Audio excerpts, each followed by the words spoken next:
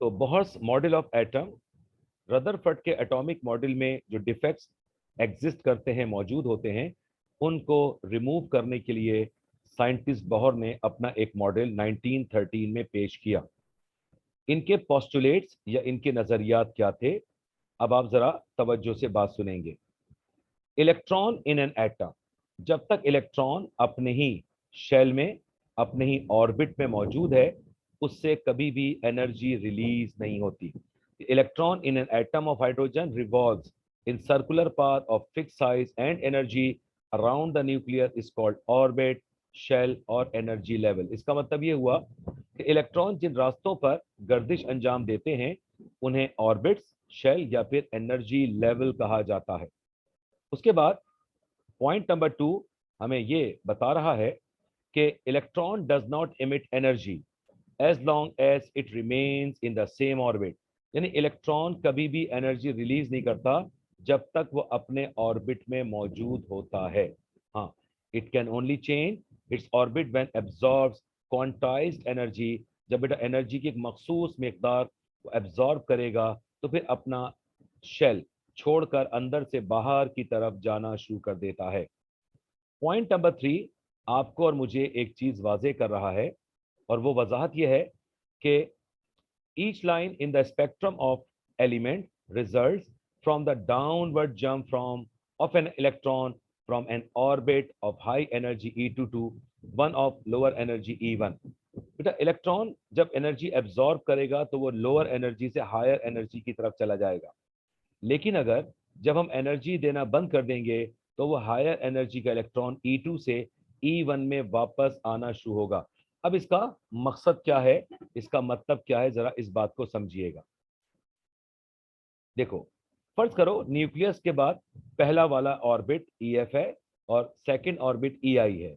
अगर electron second orbit से first orbit में आना चाहता है, तो बेटा वो जो उसने एनर्जी एब्जॉर्ब की हुई थी, वो एनर्जी वो रिलीज करेगा, और लिहाजा सेकंड ऑर्बिट से फर्स्ट ऑर्बिट में वापस जब आ रहा है, तो वो जो एनर्जी रिलीज करेगा इन टर्म ऑफ फोटॉन्स, और फोटॉन्स आप जानते हैं they are called packets of energy. लिहाजा पॉइंट नंबर 3 की वजाहत अब पॉसिबल होगी कि बेटा जब हम ये कहते हैं कि इलेक्ट्रॉन हायर एनर्जी E2 से इनिशियल एनर्जी या E1 में वापस आएगा, तो ये अपनी एनर्जी को रिलीज करता है, और ये रिलीज होने वाली एनर्जी क्वांटम के लेवल पर मौजूद है। यानी ये एनर्जी फोटॉन्स की शक्ल में रिलीज होगी। अब बेटा डेल्टा ई आप जानते हैं कहलाता है चेंज ऑफ एनर्जी, ठीक है। E2 माइनस E1, तो E2 की जो एनर्जी होगी माइनस कर लीजिए उसमें से E1 को, तो आपको डेल्टा ई मिल जाएगा। अभी हमने एक रिलेशन आपसे डिस्कस नहीं किया जिसको प्लांक्स कांस्टेंट का नाम देते हैं, जिसको प्लांक्स थ्योरी अगली क्लासेस में डिस्कस की जाएगी। तो अब जरा सुन लो कि डेल्टा ई बराबर होता है एच न्यू के। यानी मैं और आप इस चीज को यूं समझ सकते हैं कि delta E is equal to H is the name of Planck's constant, और ये वी जो आ रहा है it is called frequency.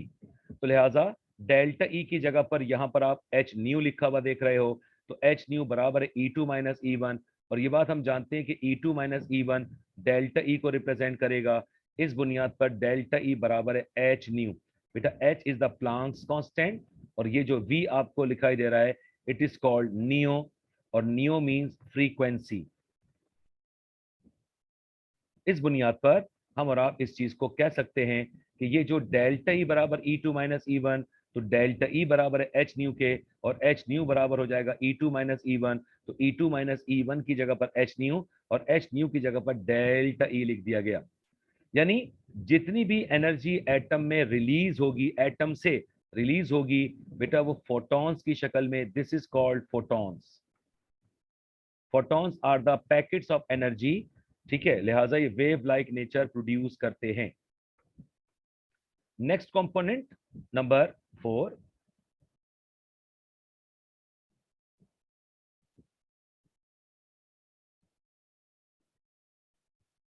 Transition का मतलब है हिलना जुलना। तो the transition of electron between two orbits yield a single unique spectral line. देखो जैसे कल तुम लोगों ने एक चीज पढ़ी थी, कंटिन्यूअस स्पेक्ट्रम, और लाइन स्पेक्ट्रम। तो लिहाजा हर तरह का जो स्पेक्ट्रम तुम्हारे सामने मौजूद है बेटा, ये सब के सब स्पेक्ट्रम एक खास वेवलेंथ रखते हैं, वेवलेंथ और उनकी खास फ्रीक्वेंसी हुआ करती है। याद रखिएगा, वेवलेंथ इनवर्सली प्रोपोर्शनल होती है फ्रीक्वेंसी के साथ, यानी लैम्डा को कहते हैं वेवलेंथ। लिहाजा frequency of an electron is inversely proportional to wavelength.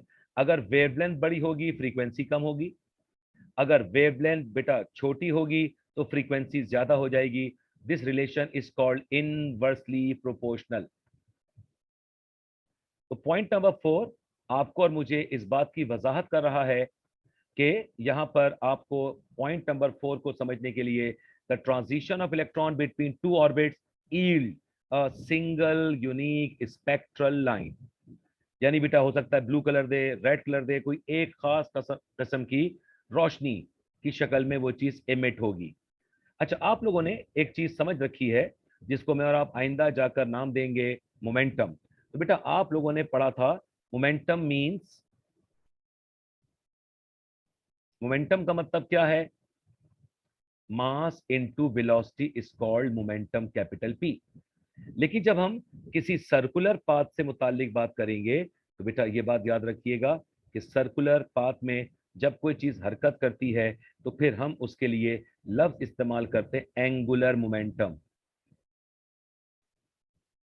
और एंगुलर मोमेंटम में एक चीज शामिल कर दी जाएगी। एंगुलर मोमेंटम्स के लिए मास इनटू वेलोसिटी तो है, इनटू रेडियस आर का इजाफा कर दिया जाएगा, तो लिहाजा एम वी आर का मतलब होगा एंगुलर मोमेंटम। अब मुझे बताइएगा कि आप लोग ये बात देख रहे हैं बेटा, ये मेरे राइट हैंड साइड वाला सर्किल इसका रेडियस कम है और जो लेफ्ट हैंड साइड पर सर्किल है इसका रेडियस बड़ा है। तो जैसे जैसे रेडियस ऑफ सर्किल बड़ा होता जाएगा उसका एंगुलर मोमेंटम भी ज्यादा होता चला जाएगा। रेडियस जितना छोटा होगा एंगुलर मोमेंटम कम होगा, रेडियस जितना बड़ा होगा एंगुलर मोमेंटम ज्यादा। अब देखें इस साइंटिस्ट ने ये डेरिवेशन किस बुनियाद पर कर दी आपके लिए और मेरे लिए। उसने कहा कि मोमेंटम मल्टीप्लाई बाय सरकमफेरेंस बराबर होता है प्लांक्स कांस्टेंट के। यानी मोमेंटम की बेटा फॉर्मूला क्या है? Mass into velocity multiply by circumference of circle 2 pi R होता है। मैंने यहां से एम और वी के साथ एक चीज शामिल कर दी और वो है R, M V R. It is called angular momentum. और बेटा ये 2 पाई राइट हैंड साइड पर ले गया, यानी क्या किया है ये देख लो दोबारा।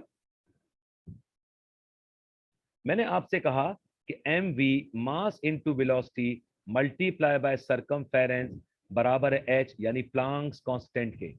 अब मैंने और आपने इस बात में इजाफा कर दिया कि एम वी आर बराबर है एच अपॉन 2 पाई। आर मैं उठाकर इनके साथ लेकर आ गया। अब एम वी आर क्या चीज है बच्चों? Angular momentum. एंगुलर मोमेंटम बराबर किसके है? एच अपॉन 2 पाई के। याद रहे H is the Planck's constant, constant value है, पाई एक कांस्टेंट है और 2 भी यहां पर एक कांस्टेंट है। अब मैं अगर तुम्हें कहूं कि बेटा मैं किसी का एंगुलर मोमेंटम इलेक्ट्रॉन का निकालना चाहता हूं फर्स्ट ऑर्बिट के लिए, तो बेटा उसका फॉर्मूला एन की जगह पर मैं क्या लिखूंगा? 1। यानी आपने लिखा एच अपॉन 2 पाई, तो बेटा ये वैल्यू फर्स्ट ऑर्बिट के लिए आ रही है। लेकिन अगर मैं और आप एंगुलर मोमेंटम सेकंड शेल के लिए निकालना चाहें इस इलेक्ट्रॉन के लिए, तो अब मुझे इस 1 की जगह पर क्या लिखना होगा? 2। और अगर मैं इसके लिए कहूं कि थर्ड ऑर्बिट के लिए काम करना चाहता हूं, तो बेटा इस एन की जगह पर नंबर क्या आ जाएगा? 3। तो यानी किसी भी एटम में पाए जाने वाले इलेक्ट्रॉन का angular momentum N H upon 2 pi, यानी एन का मतलब number of shell, H is the Planck's constant, 2 और pi R the constant values. तो एंगुलर मोमेंटम को कैलकुलेट करने के लिए अगर मुझे शेल नंबर पता है, प्लांक्स कांस्टेंट की वैल्यू पता है और 2 और पाई की वैल्यू पता है, तो मैं इसको सिंप्लीफाई करके उस पहले दूसरे तीसरे किसी भी शेल के इलेक्ट्रॉन का एंगुलर मोमेंटम कैलकुलेट कर सकता हूं। तो यूं आपके पास ये चीजें जो मौजूद हैं, इसमें हम और आप ये बात मजीद बढ़ा सकते हैं। The angular momentum of stationary state यानी ऑर्बिट या shell would be integral multiple of H upon 2 pi, यानी एन का मतलब है शेल नंबर 1 2 3 4 5 6 7।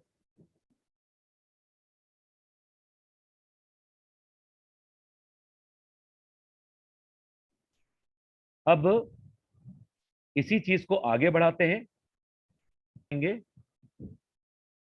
नेक्स्ट पॉइंट जो आपसे मुताल्लिक है, ये स्पेक्ट्रम ऑफ लाइट से कंसर्न होगा। This is called Bohr's atomic theory. लिहाजा बोहर्स ने 5 पॉइंट की वजाहत की है। एक बार फिर सुन लो। जिन रास्तों पर न्यूक्लियस के बाहर इलेक्ट्रॉन रिवॉल्व करते हैं, उन रास्तों को ऑर्बिट, शेल या एनर्जी लेवल कहते हैं। इलेक्ट्रॉन जब तक अपने ऑर्बिट में मौजूद रहेगा, उससे कभी भी एनर्जी रिलीज नहीं होती, लेकिन जब वो एनर्जी एब्जॉर्ब करेगा तो याद रखिएगा वो अंदर वाले शेल से खुद को बाहर वाले शेल्स की तरफ लेकर चला जाएगा। इलेक्ट्रॉन ने जैसे जैसे एनर्जी एब्जॉर्ब कर ली, लिहाजा वो फर्स्ट शेल से सेकंड में, सेकंड से थर्ड में, फोर्थ में एंड सो ऑन चलता चला जाएगा। और जब हम एनर्जी देना बंद कर देंगे तो फिर उसका रिवर्ट काम होगा। और रिवर्ट काम क्या है? अब ये इलेक्ट्रॉन जब इस वाले शेल से वापस पहले शेल की तरफ आएगा तो ये कुछ एनर्जी रिलीज करेगा। ये एनर्जी एच न्यू के बराबर है, यानी प्लांक्स कांस्टेंट इनटू फ्रीक्वेंसी। उसके बाद पॉइंट नंबर 3 तुम्हें इस बात की वजाहत कर रहा है कि each line in the spectrum of element result from the downward jump of an electron from an orbit of high energy E2 से लोअर एनर्जी E1 की तरफ जाएगी। तो निकलने वाली एनर्जी की फ्रीक्वेंसी उन दो शेल्स, दो ऑर्बिट के दरमियान पाए जाने वाले डिफरेंस के बराबर होती है। ट्रांजिशन बेटा, इस हरकत में इलेक्ट्रॉन बिटवीन टू ऑर्बिट्स, तो वहां से जब वो इलेक्ट्रॉन एनर्जी रिलीज करके बाहर के शेल से अंदर के शेल की तरफ आएगा तो रिलीज होने वाली एनर्जी फोटॉन्स की शक्ल में निकलेगी। और ये फोटॉन्स एक स्पेसिफिक स्पेक्ट्रम ऑफ लाइट देंगे। कोई एक कलर हमें नजर आएगा, may be blue, red, green, orange या कोई भी। यानी हर एटम से निकलने वाले इलेक्ट्रॉन की एनर्जी दूसरे से मुख्तलिफ होगी, क्योंकि हम ये बात जानते हैं कि हर एटम का एटॉमिक नंबर दूसरे से डिफरेंट होता है, मुख्तलिफ हुआ करता है। इस बुनियाद पर हर एक से निकलने वाली एनर्जी सेम नहीं हो सकती। पांचवा और आखिरी पॉइंट आपको इस बात की वजाहत कर रहा है कि रोटेट करता हुआ इलेक्ट्रॉन एंगुलर मोमेंटम के लेवल पे जाएगा। अगर मुझे उसका एंगुलर मोमेंटम कैलकुलेट करना हो तो मेरे पास, आपके पास एक फॉर्मूला है, h/2 पाई। शेल नंबर पता हो, जैसे हाइड्रोजन का शेल नंबर 1 है तो n की जगह 1, h/2 पाई कैलकुलेट करेंगे तो हाइड्रोजन के इलेक्ट्रॉन का एंगुलर मोमेंटम पता चल जाएगा। अगर मैं लिथियम के इलेक्ट्रॉन की बात करूं जो गैसियस स्टेट में जाएगा, तो बेटा सेकंड ऑर्बिट की गए तो n नंबर 2 लिखा, तो 2 multiply by Planck's constant divide by 2/पाई। इस तरह से ये चीज, यानी angular momentum of stationary state, orbit या शेल्स और energy level would be the multiple integral of h/2 pi या NH/2 पाई। अब हम इसके बाद आपके साथ एक और कंसेप्ट डिस्कस करना चाहते हैं, लेकिन मैं चाहता हूं कि अगले कंसेप्ट की तरफ जाने से पहले इस साइंटिस्ट ने इस काम को कैसे किया, जरा आप लोग एक वीडियो की शक्ल में इस चीज को देखेंगे।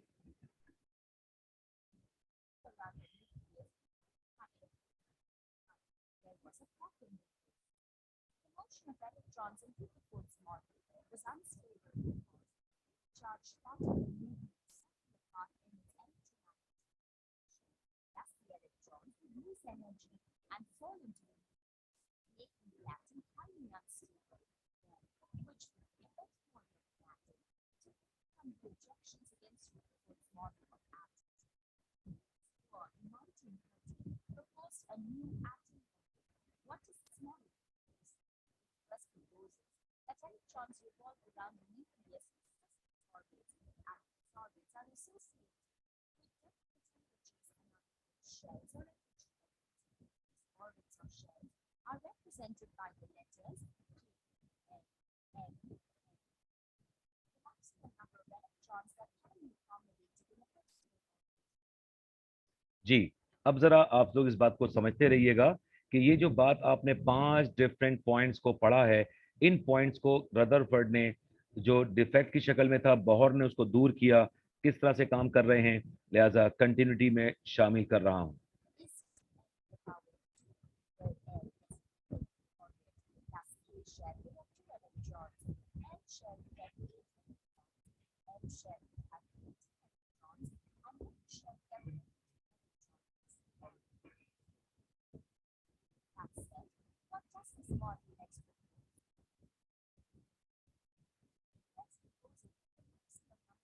electrons that can be most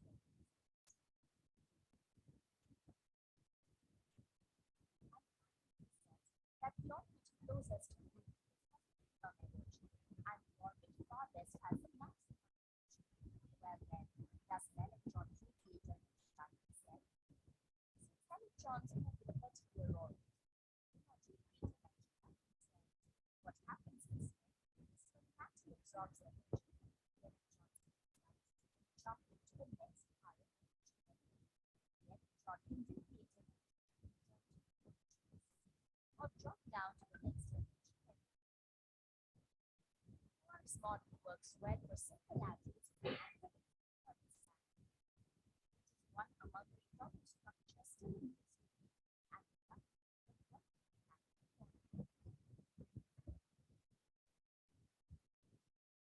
to remember, 1930, a British physicist Niels Bohr proposed an atomic model known as Bohr's atomic model. Electrons revolve around the nucleus in the maximum number of electrons that can be accommodated in a particular the maximum number of electrons that can be accommodated in the shell is orbit closest from energy and farthest is अब ये बात आपको समझ में आ गई होगी कि electron जब तक अपने ऑर्बिट में रहता है एनर्जी रिलीज नहीं करता, लेकिन जैसे ही वो एनर्जी एब्जॉर्ब करेगा तो अंदर वाले शेल से बाहर वाले शेल की तरफ जाना शुरू कर देता है और फिर वो जो एनर्जी रिलीज करेगा in term of photons release करता है। यानी न्यूक्लियस के बाहर रास्तों को शेल, ऑर्बिट या स्टेशनरी पाथ का नाम दिया जाता है। ये मखसूस रास्ते हैं। इलेक्ट्रॉन जब तक अपने ही ऑर्बिट में रहेंगे उनसे इलेक्ट्रॉन से एनर्जी रिलीज नहीं होगी, लेकिन जब वो एनर्जी एब्जॉर्ब करते हैं तो एब्जॉर्ब करने के बाद डेफिनेटली वो फिर अंदर के शेल से बाहर की तरफ जाना शुरू करेगा और जब एनर्जी देना बंद कर दोगे तो बाहर के शेल से वापस अंदर आना शुरू हो जाएगा। अब एक बात को यूं समझें आप लोग कि फर्ज कीजिए इस पर इलेक्ट्रॉन फर्स्ट शेल से सेकंड शेल में जाना चाहता है। फर्स्ट शेल की एनर्जी को तुमने E1 का नाम दिया, सेकंड शेल की एनर्जी को सपोज तुमने E2 का नाम दिया, और ये बात आप जानते हैं कि फर्स्ट शेल में एक ऑर्बिटल मौजूद है, फर्ज कर लो इसकी एनर्जी 1 है, और सेकंड ऑर्बिट में 4 ऑर्बिटल्स होते हैं S 2px 2py 2pz 4। तो इसका डेल्टा E कैसे फाइंड आउट करोगे? E2 माइनस E1 तो 4 माइनस 1 करने पर 3 आ गया। इसका मतलब ये हुआ कि जब इलेक्ट्रॉन सेकंड शेल से फर्स्ट शेल में आएगा तो इतनी एनर्जी रिलीज कर देगा, और अगर इतनी ही एनर्जी एब्जॉर्ब करेगा तो फर्स्ट शेल से सेकंड शेल में चला जाएगा। ये डेल्टा ई था। और अब ये जो एनर्जी रिलीज करके सेकंड शेल से फर्स्ट शेल में वापस आएगा तो बेटा ये फोटॉन्स की शक्ल में एनर्जी रिलीज करता है।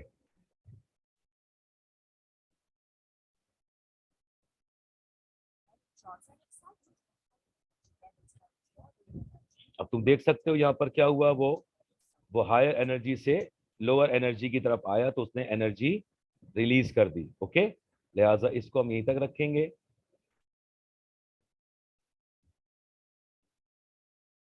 अब हम चलते हैं वापस टॉपिक की तरफ, और वो है स्पेक्ट्रम ऑफ लाइट।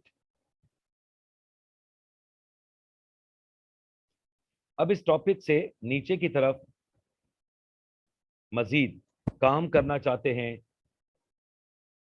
स्पेक्ट्रम या स्पेक्ट्रा ऑफ लाइट, फिजिक्स के अंदर बेटा इसको कहा जाता है dispersion of light in different frequencies और colour is called spectrum of light.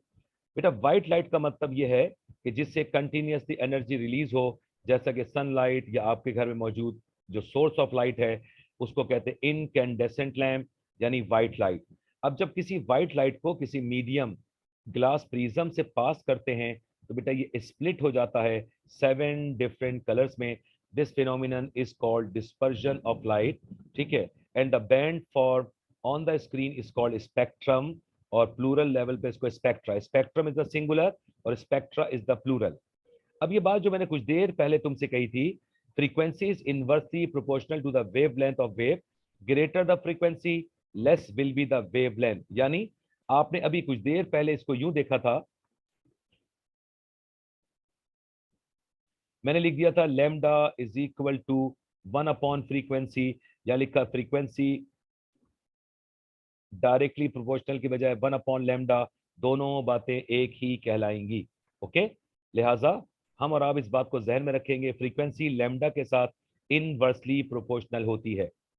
बेटा हर रेडिएशन एक स्पेसिफिक कलर का नाम देती है। फिजिक्स वाले उसको वेवलेंथ का नाम देते हैं, और केमिस्ट्री में बेटा उसको हम कलर का नाम देते हैं। अब फ्रीक्वेंसी और एनर्जी एक दूसरे के साथ डायरेक्टली प्रोपोर्शनल है। एनर्जी और फ्रीक्वेंसी डायरेक्टली प्रोपोर्शनल। एनर्जी कम फ्रीक्वेंसी कम, एनर्जी ज्यादा फ्रीक्वेंसी ज्यादा।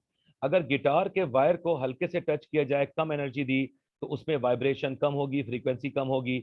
और अगर ज्यादा जोर से उस तार को एनर्जी प्रोड्यूस की जाए, तो बेटा उसके वायर में ज्यादा वाइब्रेशन होगी, तो उसकी फ्रीक्वेंसी ज्यादा होगी। अब जरा जहन में रखिएगा, वो कौन सी ऐसी फ्रीक्वेंसीज हैं जो आमतौर पर हमारी आंख देख सकती है। बेटा वो ये है, अगर वेव लेंथ कितनी हो, 4000 डिग्री एमस्ट्रॉन्ग से लेकर 7000 डिग्री एमस्ट्रॉन्ग तक, तो बेटा ये विजिबल कहलाता है। क्या कहते हैं इसको हम? विजिबल। यानी ये चीज हमारी आंखें देख सकती हैं।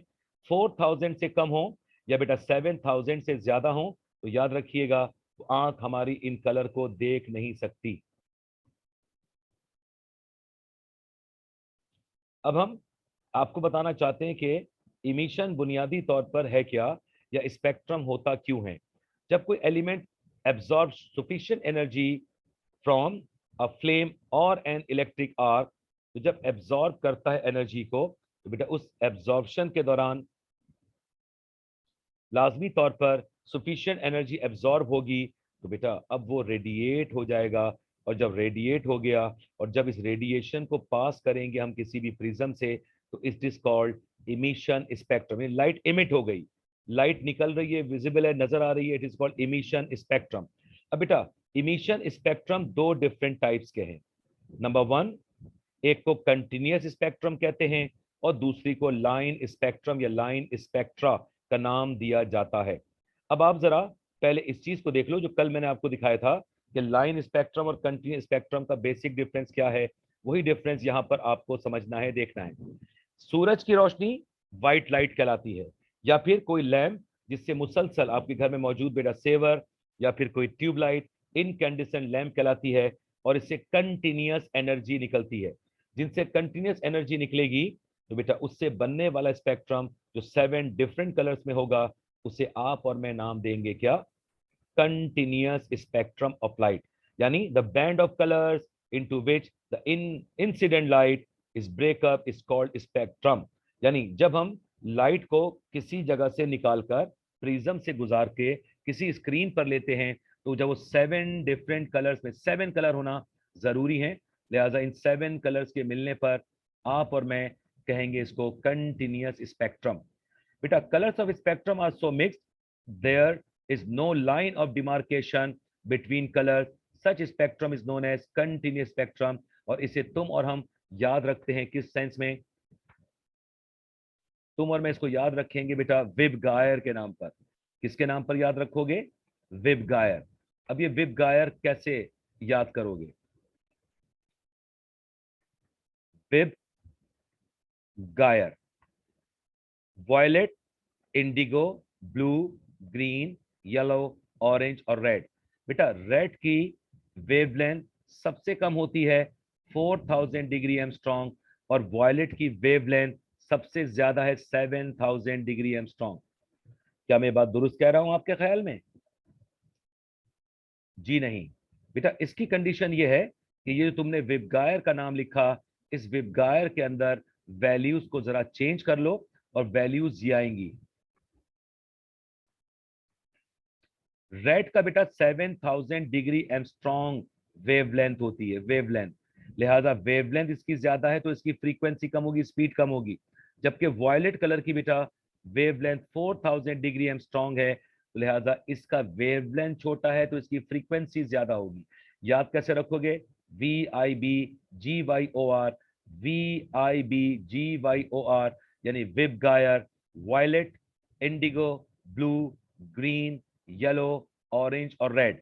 ये 7 डिफरेंट कलर्स तुम्हें नजर आ रहे हैं। एक व्हाइट लाइट, सूरज की रोशनी या बल्ब की रोशनी में सेवर की रोशनी, जिसको इनकैंडेसेंट लैम्प कहते हैं, ये प्रिज्म से पास हुई। बेटा आपके सामने ये चीज आ गई जिसको नाम दिया है कंटिन्यूअस स्पेक्ट्रम ऑफ लाइट। अब जरा आगे चलते हैं।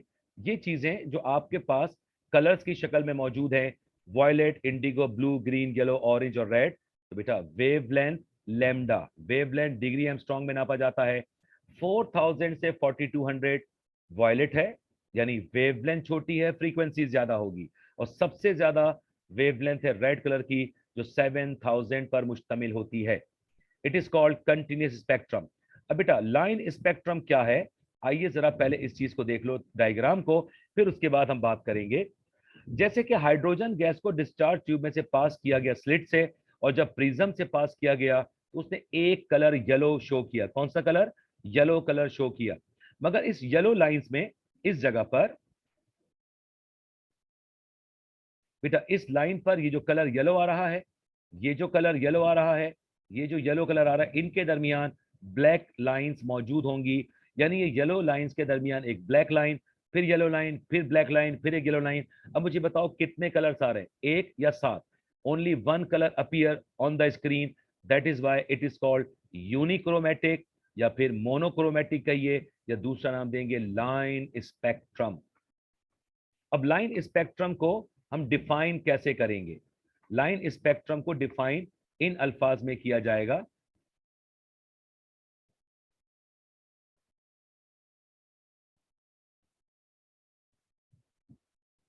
When electric current is passed through the gas at low pressure in a discharge tube, then the light passes through the prism. It gives a spectrum which consists of bright lines separated from each other by dark spaces. चूंकि line से बेटा अलग अलग, इस बुनियाद पर इसे नाम दिया गया लाइन स्पेक्ट्रम। और सबसे अहम बात, it is also called atomic spectrum. देखो ये डिफरेंट कलर्स आपको डिफरेंट एलिमेंट से मिल रहे हैं। मसलन मैंने सोडियम मेटल को गर्म किया, ये आपके सिलेबस में शामिल नहीं है, जस्ट फॉर योर नॉलेज। ये कलर तुम्हें याद नहीं रखने के, सोडियम, पोटेशियम, रुबीडियम, सीजियम क्या है। अब देखो हर एक में आपको यूनिक डिफरेंट कलर नजर आ रहा है, इसका मतलब ये लाइन स्पेक्ट्रम कहलाएंगे। क्योंकि हर एलिमेंट दूसरे से डिफरेंट कलर शो करता है बेटा, इसलिए लाइन स्पेक्ट्रम को फिंगर प्रिंट ऑफ एलिमेंट्स का नाम भी देते हैं। क्या नाम देते हो? फिंगर प्रिंट्स ऑफ एलिमेंट्स का नाम भी दिया जाता है। लिहाजा आज हमने बहुत एटॉमिक थ्योरी की बात आपसे की, और बहुत एटॉमिक थ्योरी के फौरन बाद आपने स्पेक्ट्रम और स्पेक्ट्रम ऑफ लाइट के बारे में पढ़ा। अब हमारा अगला लेक्चर, अभी क्लास के ओवर होने में 5 मिनट मौजूद हैं, लिहाजा मैं आप लोगों को फिर एक चीज समझाकर आज फिर हम रीज्वाइन करेंगे एक और, ताकि मैं हाइड्रोजन स्पेक्ट्रम जो मैंने आपको एक क्लास में बताया था उस चीज की तरफ आपको लेकर जाना चाहूंगा। और वो कंसेप्ट सिंपल सा आपके मेरे लिए होगा, हाइड्रोजन स्पेक्ट्रम या स्पेक्ट्रम ऑफ हाइड्रोजन एटम। ये तकरीबन 3 से 4 मिनट में ये चीज कंप्लीट हो जाएगी। अब जरा आप लोग तवज्जो रखेंगे और इस चीज को देखेंगे, समझेंगे। ईयर्स आपको याद करने की जरूरत नहीं है, अब आपको सिर्फ और सिर्फ ये चीजें देखनी है, समझनी है। देखो अब आप जरा ये समझिएगा, जब इलेक्ट्रॉन हाईली एक्साइटेड स्टेट से निकला, यानी बेटा इनफाइनाइट लेवल से निकलकर पहले वाले ऑर्बिट तक आ गया। कौन से ऑर्बिट तक आ गया? फर्स्ट ऑर्बिट तक। सही। तो बेटा फर्स्ट ऑर्बिट तक जब आ रहा है तो यहां पर इस सीरीज को नाम देंगे लाइमन सीरीज। यानी एन नंबर कितना आ गया? 1। तो लाइमन कहिए, N1 कहिए, दोनों बातें एक ही हैं। अब जरा दूसरी बात को समझो, जब इलेक्ट्रॉन 7 शेल से निकला, लेकिन बेटा फर्स्ट शेल पर नहीं आया, बल्कि सिर्फ और सिर्फ सेकेंड शेल पर आकर रुक गया। तो सेकेंड शेल पर रुकने की वजह से इस सीरीज को नाम देंगे बैमर सीरीज। n बराबर है 2, तो इसका n1 किसके बराबर आ गया? 2 के बराबर आ गया। जब electron highly excited state 7 shell से आके बेटा बजाय सेकंड या फर्स्ट पर आने के थर्ड शेल पे रोक दिया गया, पेस्टन सीरीज का नाम दोगे। इलेक्ट्रॉन हाईली एक्साइटेड स्टेट से निकलकर बेटा चौथे शेल पर आकर रुक गया तो ब्रैकेट सीरीज कहलाएगी। और अगर हाईली एक्साइटेड स्टेट 7 से निकलकर वो 5वें शेल पर आकर रुक गया तो it is called P fund series. देखिए आप लोगों ने वेव नंबर निकालने के लिए उस दिन क्लास में न्यूमेरिकल सॉल्व किए थे। Electron jumps from third orbit to first orbit, तो आपने बेटा थर्ड नंबर को लिया N2, 1 नंबर को लिया N1। लेकिन अगर कहा जाए कि पेस्टन सीरीज से निकलकर लाइमन सीरीज तक आता है तो इसका मतलब N2 बराबर है 3 और N1 बराबर है 1। यानी बड़ा नंबर, तो ये नाम भी आपने याद करने होंगे जिसकी वजह से आप इसको स्पेक्ट्रल लाइंस के न्यूमेरिकल्स का सॉल्यूशन आसानी से कर सकोगे। अब जरा चलो अगले लेवल पर, ये चीज तुम्हें समझाने के लिए है।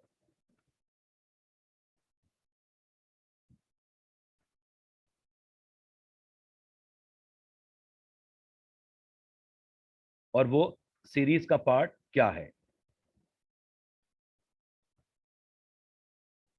जी देखो बेटा, मैं इंशाल्लाह नेक्स्ट क्लास में तुम्हें इसकी एक डायग्राम, अब वैसे भी हमने सेशन अभी रीस्टार्ट करना है तो वहां पर इस चीज को आपको दोबारा ये चीज, तो हम हाइड्रोजन स्पेक्ट्रम को बेटा आप लोग जब ये सेशन एक्सपायर होगा, इस सेशन के एक्सपायर होने के बाद मुझे 2 मिनट दीजिएगा, 2 मिनट में दोबारा इसी लिंक को रीज्वाइन करेंगे, ठीक है।